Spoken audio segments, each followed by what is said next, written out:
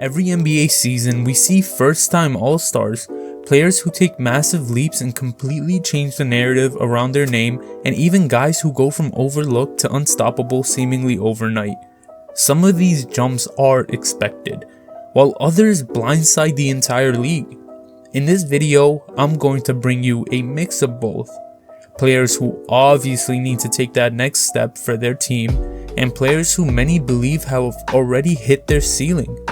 We've got veterans chasing redemption, sophomores looking to prove year one wasn't a fluke, and injury-riddled talents finally getting their shot at a full season. By the end of this list, you might just rethink who you believe can truly take that leap next year, and maybe I give you a couple of players to keep your eyes on. And for our first player, which shouldn't really be a shocking pick, is Brandon Miller. And I know what a lot of you may be thinking. Oh, he already, had a breakout season. Everyone knows he's good. But this isn't the typical breakout I'm talking about where you go from a decent player to a great player. I'm talking about going from a great player to an elite player and also making your team better at the same time. One of the things the Hornets have struggled with is consistency and injuries. They have constantly been injury riddled. LaMelo Ball played 20 games last year. Brandon Miller missed over 50 games last year. And I expect him to be fully healthy and ready to ball out. Even with that injury season, he averaged 20 points per game. He didn't shoot the ball well, right? But he has proven that he could be an efficient scorer from his rookie season. And I really do think he was overtasked last year. He was taking 11 threes a game at one point. And with LaMelo out, he didn't really have another shot creator. And Brandon Miller's game isn't really to create shots and get his own bucket. He works well off the spot up and he can score the ball when you need him to, similar to Paul George. And I really think this year, if the Hornets could stay healthy and with the great pieces they added, say LaMelo's out, you now have Spencer Dinwiddie, you have other point guards who can fill that role, and you give Brandon Miller some consistency to play with, and I really think he can be an all-star next season. Our next player up, we have Shaden Sharp. And man, this kid has all the potential in the world to really be one of the best players in the league, I think. He has the athleticism, he has the talent, but the key to him is finding the consistency. He had a solid rookie year, and then he had a pretty big slump his sophomore year. And this past season, he didn't look too great. I know the Blazers really weren't playing towards much, although they did end up winning more games than what was expected of them, and I thought Sharp was alright. I don't think he took the leap that many of us expected, which is why I'm projecting him to take that leap next season. I really think that Shaden Sharp is going to be a cornerstone for this franchise.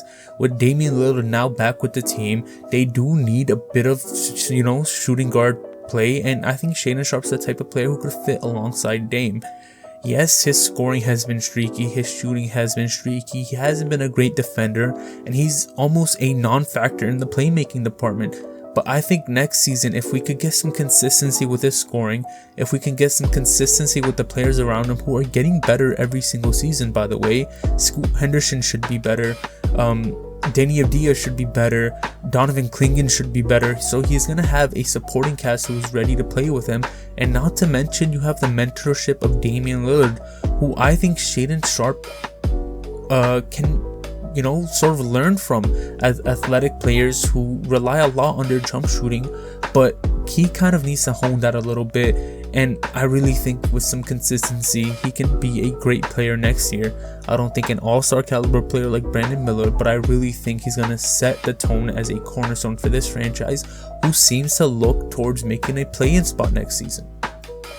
Our next player up is actually a sophomore in Rob Dillingham for the Minnesota Timberwolves.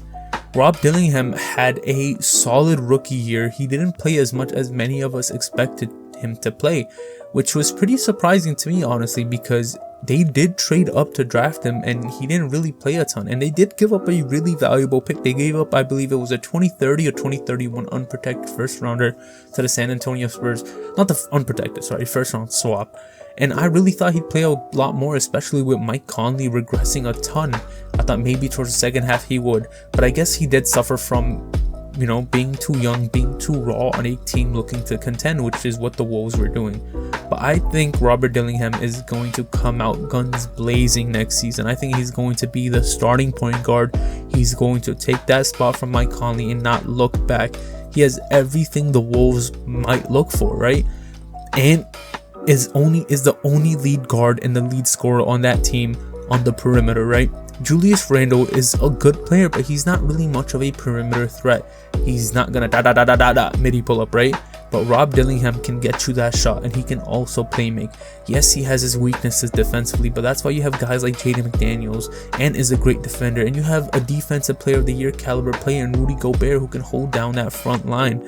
And I think Robert Dillingham is going to take that point guard position and really set the tone for them and really help and alleviate pressure from Ant and his shot creation and playmaking. And, Rob Dillingham is one of those players who a lot of people were a bit iffy on because he's small, he's skinny, he will probably never be a good defender similar to what Trae Young is. But on the offensive side of the ball, man, he could do a whole lot for your team, and I really expect that to shine next year. For our fourth player, I have a player who I think a lot of people are writing off and aren't giving him as much credit as he deserves, and that's Michael Porter Jr., who just recently got traded to the Brooklyn Nets for Cam Johnson. And this is probably the riskiest pick on this list right here. This can go either way. Was MPJ a product of Jokic's gravity and playmaking? Maybe. I think a 6'10" hyper efficient bucket getter. He is an absolute bucket in the department of shot maker. He is one of the best shot makers in the league, right? I don't think you could really debate that. He's 6'10". He can hit any shot. He could shoot over you, hit the midi. He's athletic, right? He has a good amount of shot making in him. What he struggles with is his shot creation, but that's not something we've really seen him pull out in Denver because we didn't have to. And I think in Brooklyn, where he's going to take probably 15 plus shots a night, we could really see him shine through. And we could see the MPJ that was projected in the 2018 class, who was projected to go top 3 before his back injuries. And I really expect him to really have a great year. It could go the complete opposite way and he plays worse than he did with Denver, but I think it's hard to believe, and I expect him to average a pretty efficient 20 plus points per game. And for our last and final player of this video, we have another sophomore player who I think is going to take a massive leap, not just out of his usage, because he did have solid usage this rookie year, but I think he's just overall going to get better and complement his team. And I have Ron Holland of the Detroit Pistons, who I think will really break out next season. This past year, Ron Holland showed that he is a super athletic NBA ready player. He has the body. His shooting was streaky, but I think defensively he was great. He had some moments in the clutch, the 2 missed free throws, those were pretty iconic. But I really think he showed that he could be a perfect fit alongside Cade Cunningham and the identity of the Detroit Pistons, who are really hard-nosed and athletic, and they don't really shoot a ton. So I really hope his shooting got a decent bit better, because the spacing in Detroit isn't very good, especially with Tim Hardaway leaving and Malik Beasley's whole legal situation. But I think Ron Holland is going to be a great player. He might be the second option depending on how Jaden Ivey is feeling coming back from that brutal leg injury. And I'm not sure if Ivey's going to be 100% or even close to 100% the whole next season. It might just be one of those layoff years that we've seen from star players or players who have dealt with major injuries like that. So I think Ron Holland is going to get a ton of touches, and I think he's going to get way better than what he was doing his rookie year, because he did have some boneheaded plays. He did have questionable decision making, but I really expect that to tighten up, especially in a season where I think Detroit doesn't want to lose. They don't want to tank. So I think they are really going to go all in into winning this thing, maybe getting a second star with Cade. But if Ron Holland becomes the second star, maybe you lose that need for that, you know what I'm saying? So I really do think Ron Holland is going to take the leap, and not just take the leap, his team absolutely needs him to take a leap and get better. Alright, and that'll be all for this video. I really hope you guys enjoyed this type of content, these sort of list video. I know we are in a deadpan of the off season and we're sort of in a lull. We're waiting on more moves to come out, but you know, the restricted free agency is a bit crazy right now. Nobody's moving, nobody's signing, nobody's budging. So in the meantime, I'm going to continue making videos like this, and if you have any ideas or if you have any comments or thoughts or suggestions about these videos, please let me know in the comments. And if you have another player that you're looking out for, please also comment down below. And if you agree with some of my picks, and if you have other picks, you know, please drop a comment. Please like, comment, and subscribe. I'll make sure I keep coming out with quality content for you guys, and I'll see you in the next one.